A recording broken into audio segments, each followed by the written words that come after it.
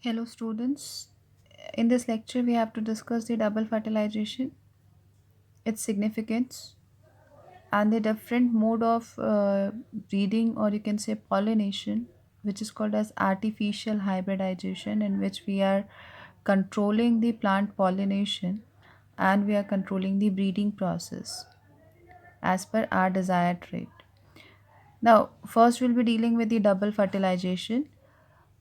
The process of double fertilization is the characteristic feature of the angiospermic plants or the flowering plants, and it was first proposed by Strasburger.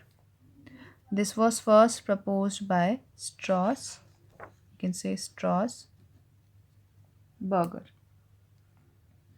in 1884, right? Now, during this double fertilization, when we talk about, actually double fertilization is not first discovered. The fertilization phenomenon is first discovered by Strasburger. Although when we talk about the double fertilization, it was first means explained and observed by Navasin, right? So during this, the fusion of male and female gamete is taking place. This is called fertilization, just to develop the zygote. And during this process, the new progeny will form, the new offspring will form. And this was explained by Strasburger. Just now we have discussed this. In seed plant, the male gametes are brought to the egg present within the female gametophyte or with the female gametophyte by the pollen tube, and the phenomenon is called siphonogamy. The formation of a pollen tube is called as siphonogamy, right? And when this a tube like, that is a siphon like, when this have you seen the siphon is a musical instrument, and when we talk about that musical instrument, it is a kind of a narrow tube like structure, and at the end it is becoming a broader, right? So when we talk about this siphon, this, why we are calling it siphonogamy, because these gametes are brought through this siphon like structure, so we can call it siphonogamy. So when we talk about, in normally angiospermic plant, the male gametes are brought up by, means brought to the egg cell through this pollen tube, and thus this phenomenon is called as siphonogamy. The pollen tube bores through the nucellus, as you have seen the structure of ovule. What is nucellus?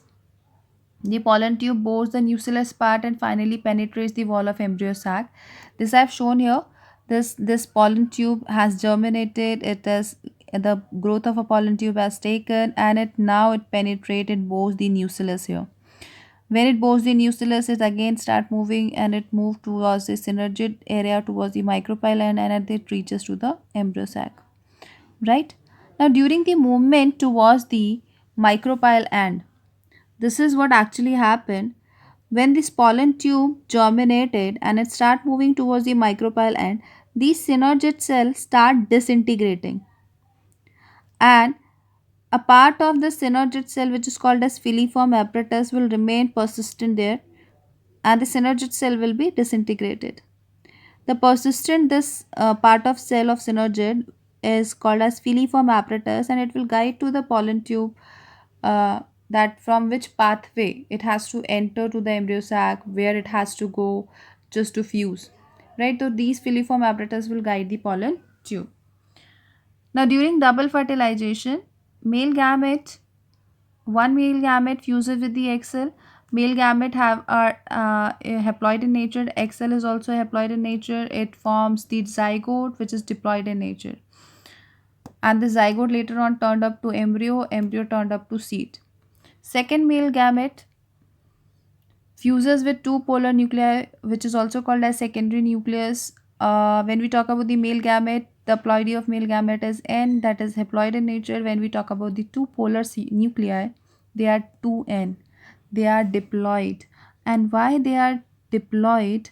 Because karyokinesis has been taken place, but cytokinesis has not taken place yet. Right? So this is diploid cell and this is a haploid cell. When they fuse together, they form a structure which is equivalent to 3N, which is called as primary endosperm nuclei or nucleus. And both this phenomenon together as together called as the double fertilization. But when you talk about the individual process, this the first process where the male gamete and egg cell fuses to form zygote is called as syngamy, and the second process where the male gamete plus two polar nuclei fuses to form pen is called as triple fusion.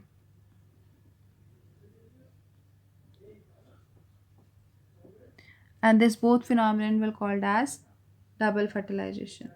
Now, double fertilization is a unique feature in endosperm, as just now we discussed, just to produce the viable seeds in flowering plant. It was first discovered by Navasin in plant Lilium and Frutillaria, right?